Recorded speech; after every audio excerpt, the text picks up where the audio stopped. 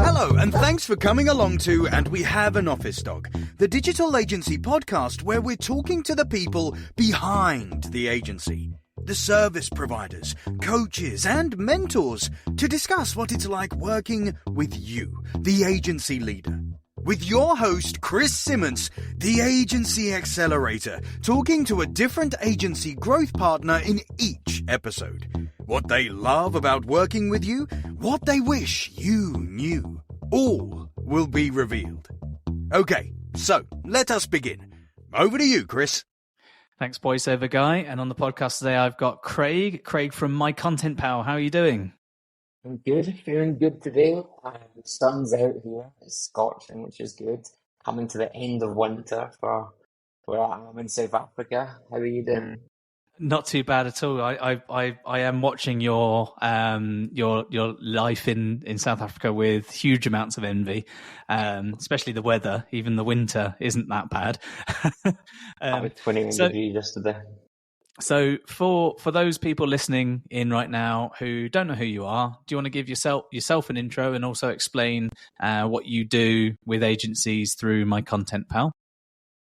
Cool. So I would say that I'm a recovering business addict. I love everything business. I'm addicted to it. I have a few agencies because I don't know, I just like to take on more than one thing, which is painful at times, but also incredibly fulfilling.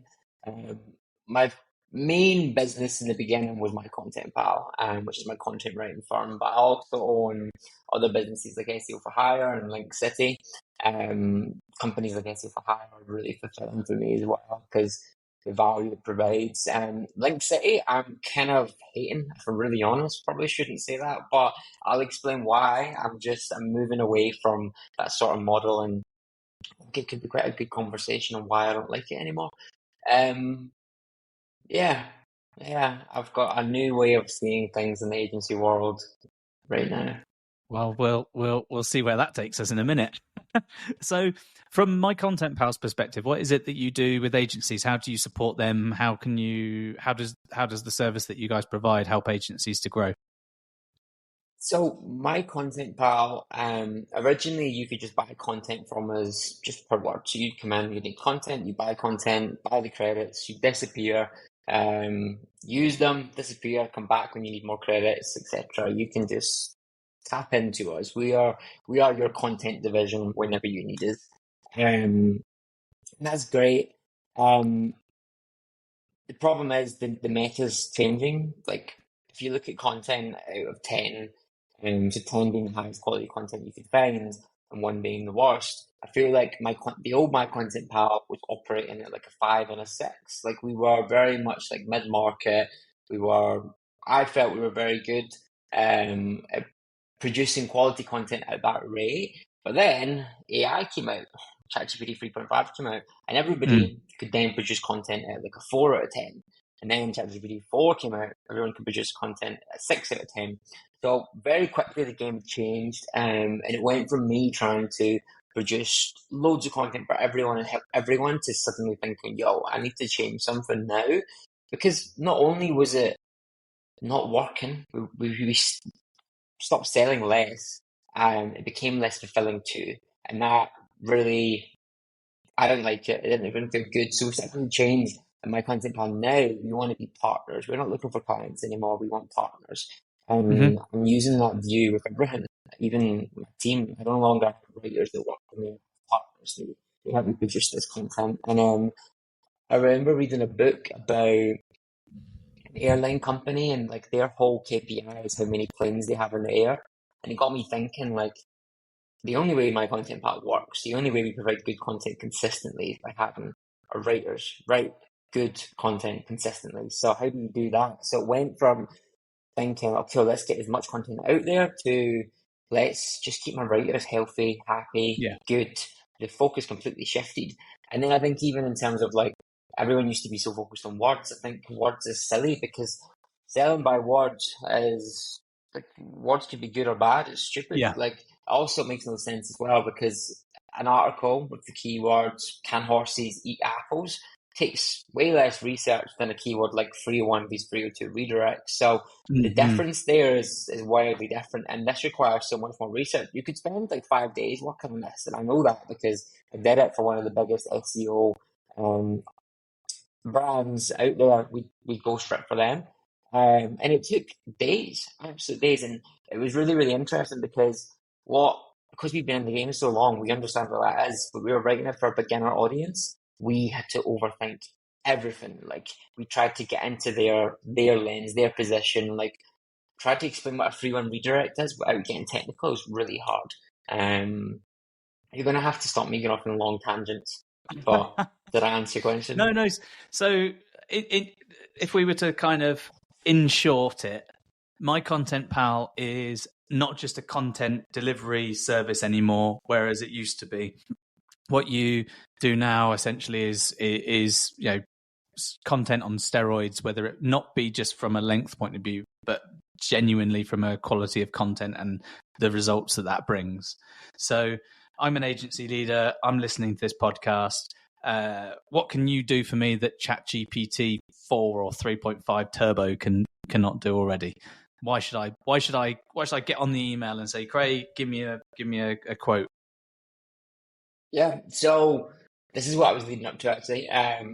So we went away we had to obviously raise the bar. My guys had to become really, really, they had to get back in the trenches, really understand copywriting and continue doing that. We had to also adopt AI. I went from being petrified of it, going through the 7 stages of grief, to learning how to adapt and use it. And we are using it now. I think everyone's using it in the wrong way. People are trying to produce more pages than they should, when in fact what we're finding is the articles take longer to produce right now. Even with AI, it takes way longer than it did previously, and that's because we can pull in so much more information. So why would you use my writers? Because content these days, no one wants to read 5,000 word articles. They just don't. What they want is short, concise articles that are dense of knowledge but have all the facts trimmed, and that's exactly what we do, and that's why we need my writers. You need someone that has the eye to do that. You need someone that can get in your target market's shoes and view it from their lens, and that's what we're trying to do here. And I believe the reason My Content Pal is special is because we are trying to find and keep the top 1% of writers, and we're going to allow them to do more by giving them AI and allowing them to adopt and use AI. Finding many clients are still petrified of that. We're kind of in limbo right now, but I think everyone's inevitably going to just move over to just adopting AI. I think it's just reality. How you use it is completely different. But absolutely, yeah. Absolutely. Hey, voiceover guy here. Sorry to interrupt. If you're looking to accelerate the growth of your agency, then check out omg.center/info. Oh, sorry, Chris. Oh, I hate ads. Really hate ads. So, Craig, what is it that you love most about working with agencies in particular? Fast-paced. I love how fast-paced they are. I like people who stay in their lane. I like people who become really, really good at one thing and realize they can't take it all on. Because then I feel like we can actually help, and we can become part of your team. And when you get those partnerships, it's really nice. And you do notice the difference when you work with an agency who's just using you versus an agency that's just partnering with you. I love partnering with agencies. I hate agencies that just use us, and that's also why I like the new direction of My Content Pal, because we don't want to work with those people who just use us and try and redline us and try and get us as cheap as they possibly can. Those aren't good partners. Other partners I've had in the past, like they really get you involved. They get you involved in the direction. They lean on you, and it goes both ways almost. And maybe I've just been incredibly lucky with a few of the agencies I've worked with where that's happened. But I'm hoping there's more out there like that who want a partner like that. Like one of your clients, for example, I know them, London-based agency they use is, I really enjoy seeing them grow because I'm part of it. Like I love seeing their posts on LinkedIn. It just feels that you're part of something bigger. And I know that sounds wishy-washy, but it's nice. Yeah, there's I think as My Content Pal gets its grips, should we say, in the agency space even further than it has now, I think you're gonna see that there is a a clear delineation between we love pace, we love growth, we want a partner for the future, versus give me the lowest price for the highest amount of stuff. The stack 'em high, sell 'em cheap stuff is it hasn't worked for quite a while. Before AI, it didn't really do anyone any good, did it? And I think that from an SEO point of view, forget whether or not the user would actually enjoy the content. The robots didn't even like half of it. If you're just saying, I don't know, I can't remember what it was now. When 2012, I think the content guidelines were like 500 words for a blog post. It means that it will definitely rank, but then it didn't, and it doesn't work. You need actual quality stuff, and it needs to be written by people who understand and have researched and completely get the tone of voice and all those sorts of things. And that's real writers. So it's kind of come full circle in a way, from proper copywriting techniques and proper copywriting methodologies to, well, it's only words hit on a keyboard and making pixels on the screen, through to we need quality writers who know what writing is and understand quality. They're hard to find. They're really hard to find, and that's where I think My Content Pal will be in need. I think it's going to go full circle too. Like, all those people are going to learn the lesson the hard way. What is it? Pay cheap, pay twice. And you also see it too, those agencies I'm talking about. I'm not hating on them, but you see this, and this is the thing that I absolutely hate, and I've been bad at it. I've done it before too. They come in with a big idea, they buy a ton of content, absolutely loads of content, but then by month 3, they change direction, they go somewhere else, and then they start something new, and then they come back and they buy a ton of content and do something else. And then there was one client in particular I worked with who'd done this like 4 times in 1 year, and I'm talking about hundreds of thousands of words. Like, might have made sense, but the direction just kept changing, whether that was a website change or whatever, and that's not really fun for my writers either. Like, they want to see what they create turn into something. They're creatives. So when that doesn't happen, it's not good. Yeah, and I've also noticed that too, like, I've noticed the correlation between, it literally isn't how much content you put on a site as well. Like, we have a client in the golf space, they buy 4 blogs off us a week, and they're absolutely booming, slow and steady, growing month on month, like really, really nicely. And it's really fulfilling to see. And I think most, if not all agencies, hopefully most at least, are good with this kind of fast-paced, ever-changing environment. And I think when they partner with someone, that's their expectation as well, that those partners are able to either at the least keep up, but at best kind of drive some of the direction as well, because the last thing you want is to spend a lot of money with a partner or put a lot of effort into a partner and then kind of realize that they're the ones driving the research and development for that partner as well. You need to go to them and say, hey, look, we've developed this new way of doing this thing. It's going to help you get more X's for Y's, whatever it might well be. And and I can see that. I've seen quite a lot of the things that you're planning on dropping with My Content Power in the future, and I know that that's the kind of thing which agencies kind of in the back of their mind are thinking, I wish there was a thing that did this thing. And that's what they want from a partnership. They don't want to be driving all of the ship. What do you think, beyond kind of the fast-paced aspects of things, what do you think separates some of the best agencies from the rest? If you're looking at there's a clear pile of excellent agencies and there's a very clear pile of stinking ones. What do you think separates those two? There's an agency called Radical that I've always kind of looked into. I've always kind of been a bit of a fan of Carl and his team. If you go on the website and you go to, they have a whole section about impact, and I think it's really nice. I think I don't know how to summarize this quickly, but you talk about the values and team and all of that stuff. To me, a year ago would have been completely wishy-washy. Like, I would have been completely wishy-washy, but I realize now, especially in this world, how fast everything's gone, this AI era that we're in, where it's hard to keep up, that you can't play in single player.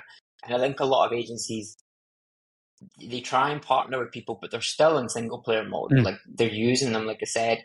Radical clearly care about their people, and it's the people that allow them to scale and grow as fast as they've grown.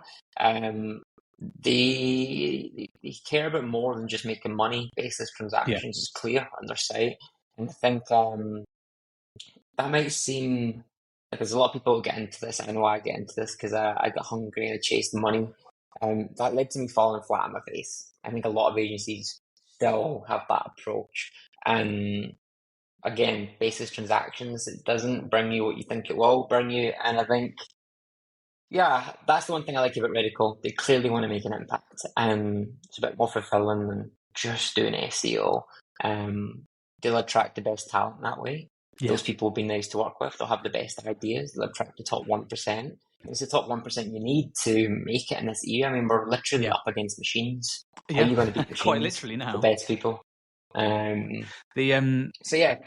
I think the agencies from what you're saying, the agencies that are ultimately going to, you know, not just survive but thrive, they're the ones that are, you know, focusing on the fact and realizing the fact that they are people businesses, because agencies are people businesses. People deliver the services for other people who ultimately will have conversations and deal with other people. The only non-people in the mix there should be tools, platforms, software, and algorithms. You can't empathize enough with a potential customer when you're having an account management call if it's all done via email and ChatGPT and all that sort of stuff. The thing that I've noticed an awful lot in the last few years, working with agencies, you know, to accelerate their growth, is the ones that really want to accelerate realize that you've got to focus on those people fundamentals first, and that's a shared set of values. It's a very clearly articulated and communicated and consistently communicated vision and for the future, and it's like a genuine level of transparency for why we're doing this. And yes, money is a big part of it, because there's no point in working in a business if you aren't trying to achieve something. The money is the vehicle to achieve whatever that might be. So I've worked with a few agencies recently, and yes, they need X hundred thousands or X millions in order to do something, but their actual reason for doing it is they want to be able to build something where they can have 2 holidays a year and this nice house and no mortgage, or be financially free to be able to work whilst remotely traveling, etc. And the way they do that is they have A players at all the different levels, and they make sure that they're hiring from the top down as opposed from the bottom up.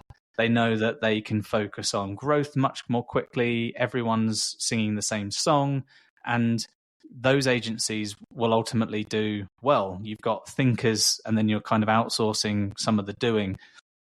And they are very clearly different to the ones that kind of hire very much from the bottom up with we just want to make as much money and bring as much clients in as possible. They're the ones that, you know, stack them high, sell them cheap type stuff.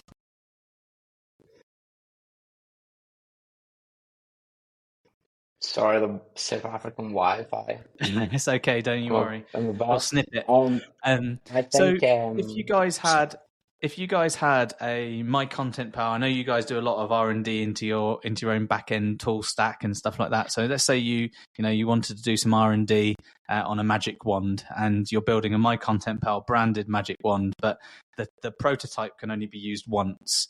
What one thing would you use it to do to change the same thing across all agencies in one go?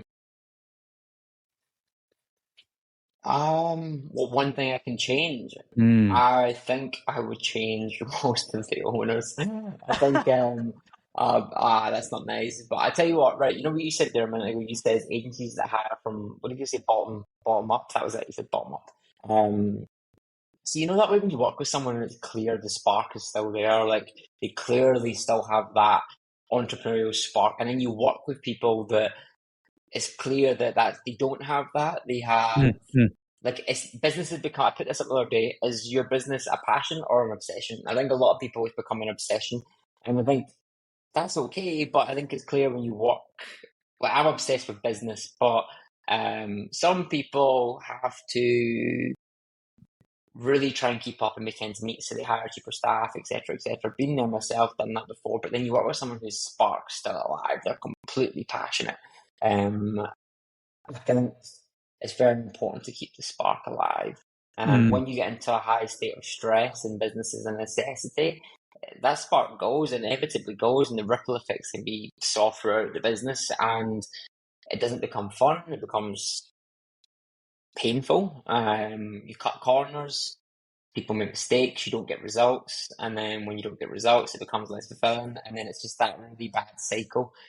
So yeah, the one thing I would change is everyone gets a spark back. If that's what you meant with the Oh yeah, question. I mean it's a good thing because there's quite a lot of reasons to beat yourself down when you're running an agency. There's sometimes there's people problems, client churn, client issues. There's deliverables. There's things that are. We talked about it just before we started recording. There's the pacing thing. Sometimes things go too fast and people can't keep up, and sometimes things go too slow and people get down in the dumps.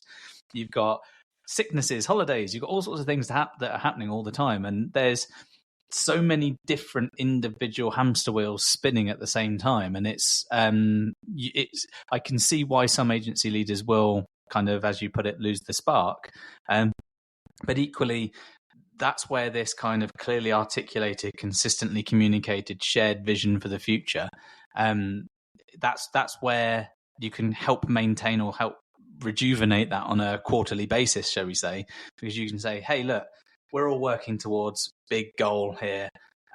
We're off track this month because of these things, but don't worry, it's a simple course correction. We're on, we've still got our destination ahead.